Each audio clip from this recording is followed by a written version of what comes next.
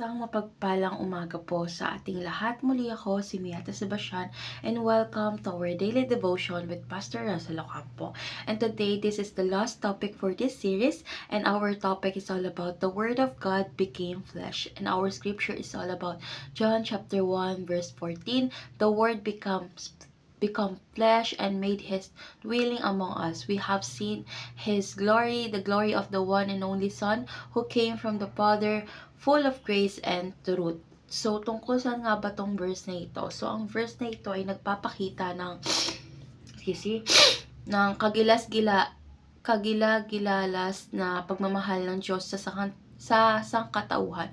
So, si Jesus Christ ang salita ay nagkatawang tao upang manahan sa atin at ipakita ang kawalhatian ng Diyos. So, siya ang kaganapan ng biyaya at katotohanan na nagdala ng kaligtasan sa mga makasalanan. So, yung pagiging tao niya ay tanda ng kababaang loob at pagsunod sa kalooban ng Ama upang tayo ay magkaroon ng buhay na walang hanggan. So, ngayon dadako tayo sa ating teaching. So, yung first teaching is Jesus Christ is the Word who became flesh. So, si Jesus Christ ay ang salita ng Diyos na nagkatawang tao upang ipahayag ang kalooban ng Diyos. So, sa kanyang pagiging tao is pinakita niya na ang Diyos ay hindi malayo kundi malapit sa atin. Ang kanyang presensya kasi sa mundo ay tanda ng kanyang pagkikiisa sa ating mga pinagdaraanan at kanyang hangaring iligtas tayo. So, yung salita na naging tao ay nagbibigay inspirasyon sa atin upang maunawaan ang dakilang pagmamahal ng ating mahal na Diyos. So, second, Jesus Christ is the love who became in act. So, yung pagmamahal ng Diyos ay hindi lamang salita kundi gawa. So, sa pagprito ni Jesus Christ, ang pagmamahal ng Diyos ay naging malinaw at makapangyarihan. So, ang kanyang buhay at sakripisyo sa krus ay patunay ng kanyang walang hanggang pag-ibig. So, sa pamamagitan niya, isatutunan natin kung paano natin mahalin ang Diyos at ang ating katawan, kapwa sa konkretong paraan. Last is Jesus is the sinless one who became sin. So, si Jesus Christ, bagamat wala siyang kasalanan, ay naging handog para sa ating mga kasalanan. So, pinasan niya ang parusa na nararapat para sa atin upang tayo'y mapalaya mula sa sumpa ng kasalanan. So, sa kanyang kamatayan at muling pagkabuhay, nabuksan ang daan patungo sa buhay na walang hanggan. So, ang kanyang sakripisyo ay paalala na tayo'y minahal kahit tayo'y makasalanan. So, ngayon dadako tayo sa ating application. So, yung first application is embrace uncomfortable life.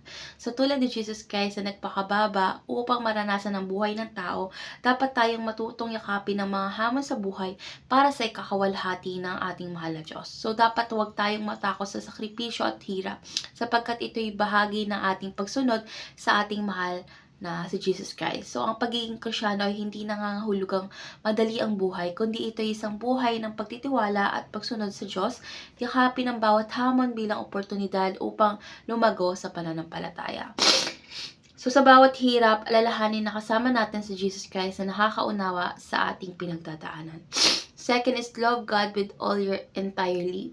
So, dapat mahal mo ba ang Diyos ng buong puso, kaluluwa at lakas? So, dapat sikapin natin ang bawat aspeto ng ating buhay na magbigay luwalhati sa Kanya. So, dapat magsimula sa simpleng pagsunod sa Kanyang mga utos at magpatuloy sa pagbibigay ng buong tiwala at pagmamahal sa Kanya. So, huwag kang matakot na ibigay yung lahat sa Diyos sapagkat siya ay karapat-dapat sa lahat ng ating pagmamahal. So, ang tunay na pagmamahal sa Diyos ay nakikita sa ating mga gawa, salita at intensyon. So, last application is be grateful to God every day. So, dapat nating pasalamatan ang Diyos sa lahat ng bagay mula sa maliliit hanggang sa malalaking biyaya. So, wag nating kalimutang magpasalamat kahit sa mga hamon ng buhay sapagkat ang mga ito ay bahagi ng kanyang plano. So, yung pagiging mapagpasalamat ay nagpapakita ng ating pagkilala sa kanyang kabutihan at katapatan. So, gawin natin itong bahagi ng ating pang-araw-araw na pamumuhay upang makita ang Diyos sa bawat aspeto ng buhay.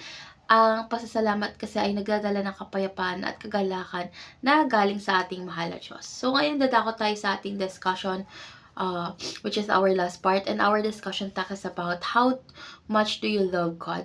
So, para sa akin, ang pagmamahal ko or natin sa ating mahal na Diyos ay nasusukat hindi lamang sa salita, kundi sa gawa. Ang tanong kasi, handa pa tayong magbigay ng lahat para sa Kanya. So, dapat mahalin mahal ba natin siya ng higit sa ating mga pangarap, kayamanan at sariling kagustuhan. So yung pagmamahal sa Diyos ay nangangailangan kasi ng sakripisyo, pagsunod at pagtitiwala sa kanyang kalooban. So yung kung tunay natin siyang mahal, or kung tunay nating mahal ang Diyos, makikita ito sa ating pagpapahalaga sa kanyang mga utos, sa ating mga relasyon sa kanya. So tayo ba'y patuloy na lumalago sa pananampalataya at sa pagkilala sa kanya. So yung pagmamahal natin sa Diyos ay dapat na nakikita sa ating pang-araw-araw na pamumuhay, sa ating pakikitungo sa iba at sa ating pagsamba. So let's pray po. Lord God, maraming salamat sa iyong anak na si Jesus Christ na nagkatawang tao upang magdala ng kaligtasan at pag-asa sa amin. Lord God, tulungan mo kaming mahalin ka ng buong puso, kaluluwa at lakas. Yakapin namin ang iyong liwanag sa kabila ng mga hamon at hirap ng buhay. Turuan mo kaming maging mapagpasalamat sa lahat ng pagkakataon at palaging tumugon sa iyong pagmamahal. Lord, gagawin mo kaming tapat na tagasunod na naghahayag ng iyong kabutihan sa aming pang-araw-araw na buhay. Sa pangalan ni Jesus, Amen.